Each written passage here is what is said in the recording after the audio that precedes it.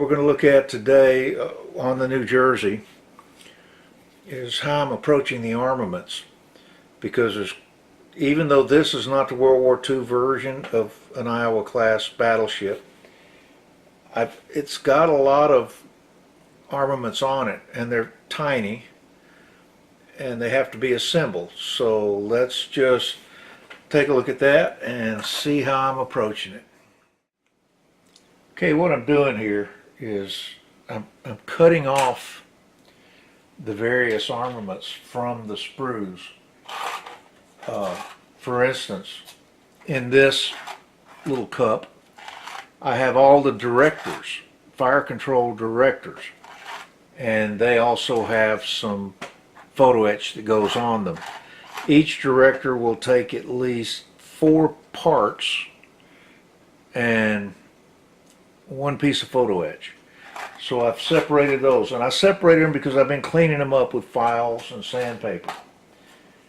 On this one, these are my epoxy resin Gatling guns, and they have a lot of cleanup to do on them. And by the way, for those of you who do a lot of epoxy, I hope you're wearing a mask, because epoxy resin is carcinogenic. So if you're sanding this and breathing it, it's not good for you. But at any rate, it's not a problem.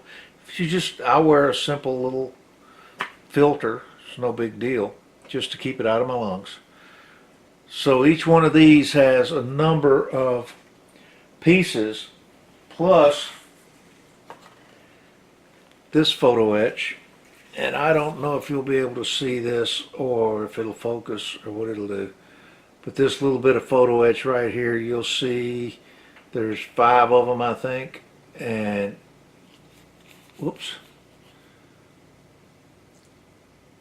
there's 5 of them, and each of these cut out and go on the front of one of those Gatling guns. So I've got that goes with this. And then what I've got then are the Tomahawk launchers. And I've separated out the Tomahawk launchers. Now these are not the ones that came in the kit in styrene. These are the ones that, again, are in epoxy resin. So I've separated them and I'm cleaning them up. And just so you can kind of get an idea what these look like, these are the phalanx Gatling guns, and these are the Tomahawk launchers. So I've got, I believe I have 8 of these, and I've got 8 of these. So that pretty well takes care of those. Now a lot of that mounts on the superstructure. Now let's look at the 5-inch guns. And this is why I'm cutting them out and putting them in one of these little containers. By the way, these containers are easily found if you go out to dinner and they bring you salad dressing in one of these. Take it home, wash it out, they're great. So I'm going to put this up here. You can take a look at it, see what you think, if we can get a good video of it. These are the 5-inch guns. The size of the guns, the main body of the guns, the barrels of the guns, and if you look at all of this, this all has tremendous amount of flash on it. So I'm going to cut these out, put them in another one of these containers, and take pieces out one at a time. And you can see, for instance, if I can control where I am here, this big chunk of flash right here, over here, and all around these other pieces. So that's what's got to be taken off. It's got to be carefully removed, sanded, and it's going to take just this sprue alone with all the pieces that are on it. It's going to take me a couple of hours. Then my problem becomes the barrels. These are very, very tiny barrels. these dual barrels right up here. I'd like to get just enough drilled out on the end of them, but boy, I tell you, that's some tiny stuff, and this is really fragile. So how much I do with that, I don't know. Maybe not much. But I've got other pieces here that go on top of my antenna array that I'm wanting to work on. So I've got to get that going. So these will come off. They'll go in one of these little plastic containers. Pete Newport, my Dutch buddy, I might have mentioned this, had given me a web address to go get some brass screws for the ship. And I went out there, and I don't know what I was thinking. I don't know what I was doing. I was having a bad day. And I didn't see any 5-blade screws. And 2 of the screws on this ship have 5 blades. And it turned out that Pete, he found some there. He bought them, and he sent me the numbers that I had to go look for. But when I went back to get them, they had a fire, and they don't even know if they're going to be back in business right now. It's undecided. So I guess I will have to figure out something with the screws that I have on this ship. But still, I'm making progress on it, and I will be putting together some of these little weaponry sub-assemblies. I'll probably, for each type, for instance, a gun director, I may video putting one of those together with the photo etch on it. The others you don't need to watch because you see it once, then it's like watching glue dry. And I'll put one of the phalanxes together, etc., and so on. So my main goal right now is to move on with it so that I have pieces to start putting on the superstructure as I build the superstructure up. And I'm continuing on with my photo etch. Now, my last video, there was a lot of discussion about the photo etch and bending the photo etch. And people talked about applying heat. If you look at the photo etch that I'm dealing with, there's no solid sheets, there's no solid anything. Very fine etching. Well, I've taken it off my forms and my molds that I put it on, and it's now, they formed up just fine. I don't want to apply a lot of heat to them, as was suggested. If I had solid pieces of photo etch brass, then a little bit of heat would definitely make a difference, because when you apply heat, you change the molecular structure, and it literally softens non-ferrous metals. This stuff is so soft, so thin, so fragile already. I don't want to apply much heat, so like I was telling my good buddy Charlie, I'll go out, I'll take down this hairdryer and I'll hit it with the hairdryer. Maybe, but I haven't needed to. So far it's holding the shapes just fine. But then I have much thinner, much less substantial photo etch than some people have. Believe me, I don't even like touching it with my fingers because it will distort it and bend it.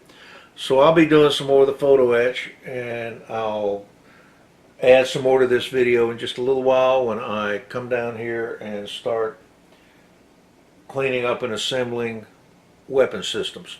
That doesn't include my 16-inch guns. So I haven't even begun those. I will do those as I work on this series of weaponry for the USS New Jersey. So okay, let's talk about the 5-inch 38s. I'll try to get pictures of these. If you'll look very carefully at this, if it focuses, you can see how the gun barrel ports are just filled with flash. The front of the gun down here is filled with flash. The sides, and you got to kind of look from the inside, because there's pieces that fit in here that are filled with flash. All of this has to be cleaned up just to be able to put the three pieces together that go with the guns. Now there are other pieces that go with this, but let's look at some worse ones. There you go. This is even worse.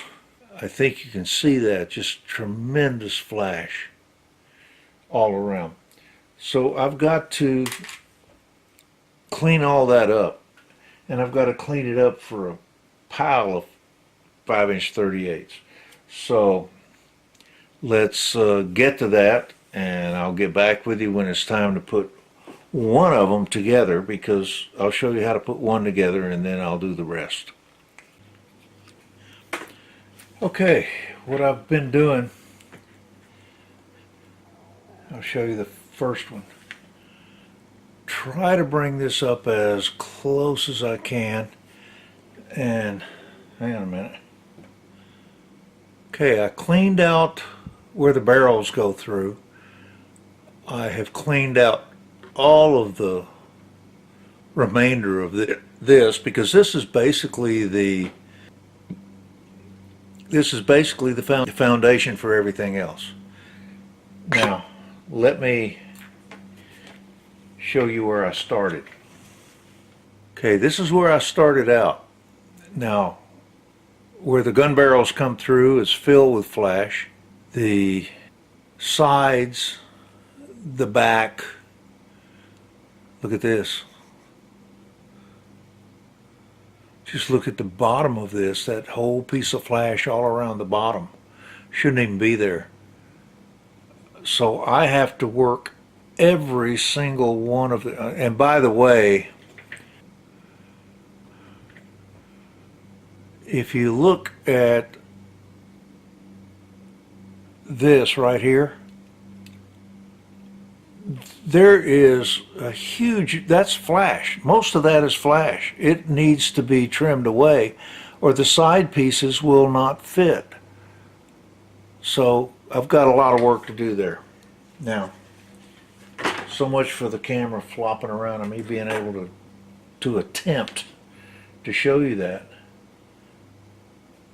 I have so much more fun. This is the one that I said I'd already cleaned off. And the truth is, I have a tremendous amount more to clean off. You see all that? You see that? All of this up here, well, I lose my focus if I show you. This should be squared off like this. Over here, well, that's a lot more flashing that's got to be cut off. So every single one of these, everything in this has to be cleaned off. That's sides, main turrets, gun barrels, everything. Now let me put up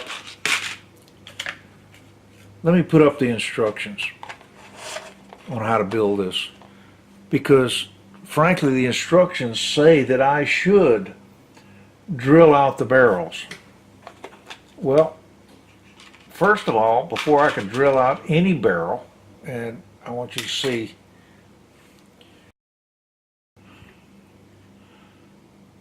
these barrels are incredibly tiny, and in the instructions it says that I should drill them out. Well, not only is drilling them out difficult, I've got to square them up.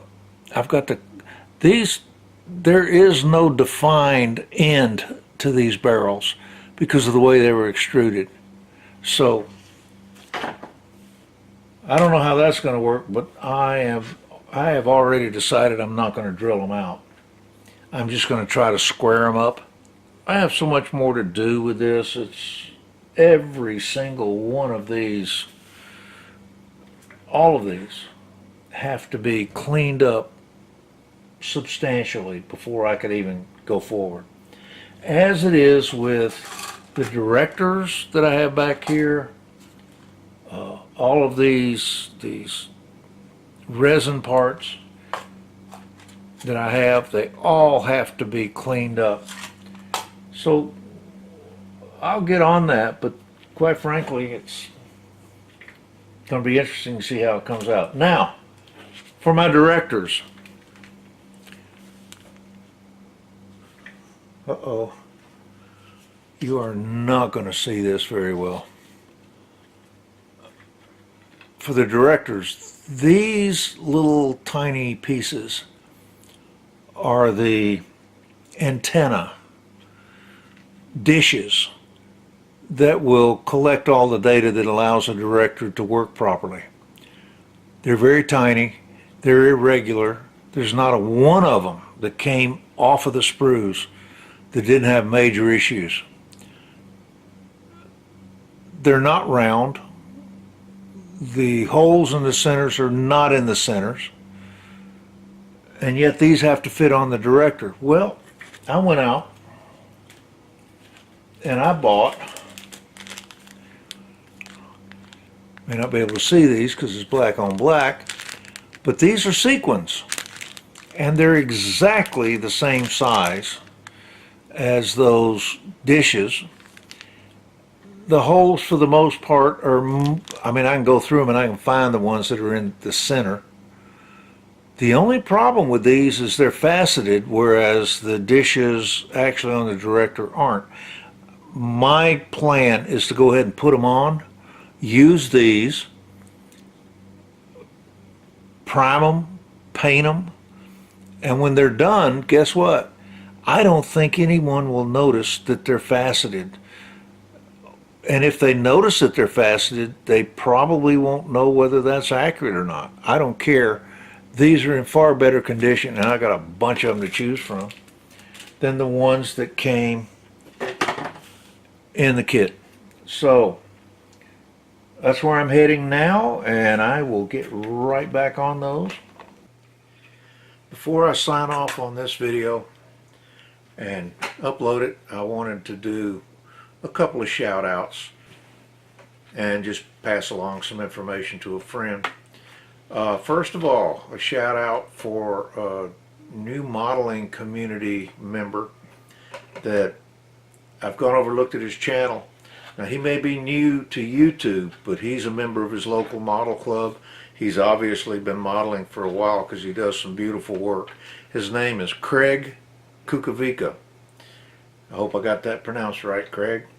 I'll write his name down in the description if I can remember to do that, just so you get it right.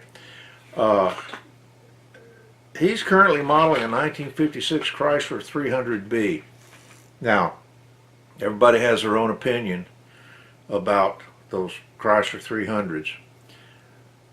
In the mid-50s, 55, 56, you know, back when Chevy and Ford were just coming out with Corvettes and all the beautiful cars they came out with, the Chrysler 300 was more of a luxury car. However, I consider it as Mopar's original entry into getting bigger engine displacement to body weight. It was a hot little car. They're beautiful cars.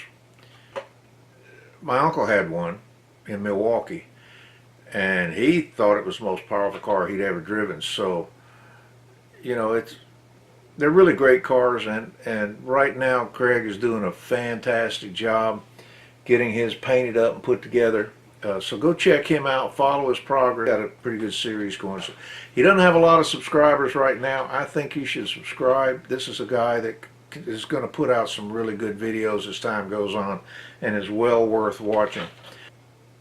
Anyway, go check him out. Also, even though, I mean, I've got a channel with subscribers in a lot of different genres, from trains, railroad layouts, doing all kinds of scenery and what have you on those layouts. Some great modelers out there. I've also got a number of subscribers and people I subscribe to who are into gaming and building gaming tables. Well, there's a lot of bleed over among modelers on materials, methods, and techniques.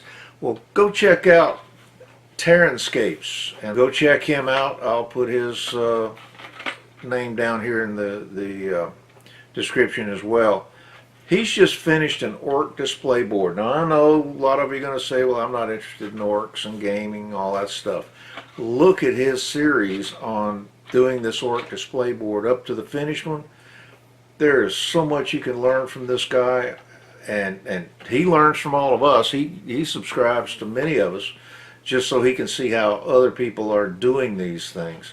But he's really careful and methodical, and is really a good artist when putting these things together. And I'm sure there's something to be learned every time we cross these modeling borders. We see something new. That's how we grow the whole modeling hobby. So go check him out. And by the way, don't take my word for Terranscape's quality. He's got over 31,800 subscribers. You gotta, there can't be that many people that are wrong. So go check him out. It's a lot of fun to watch. He also he does everything he can to put out the best videos he can. So he's real good at that, and he's my go-to guy. If I see him make an improvement on his videos, he's the one I'm going to ask about how he did it. So go check him out. Now, Steve Mottram. I got my Scale Aircraft Conversions B-29 Super Fortress landing gear for the 148 monogram / Revell. These are looking good in white metal, fella. I'll be honest with you, I'm glad I got them, and they weren't that expensive either, considering that B-29 won't stand on the styrene landing gear. So I've got mine, and I'm going to keep working away here at the New Jersey so that I can make room on my tabletop to start working on that B-29. So that'll do it for this video. Thank you for stopping by, and as always, model on, my friends, model on. Bye.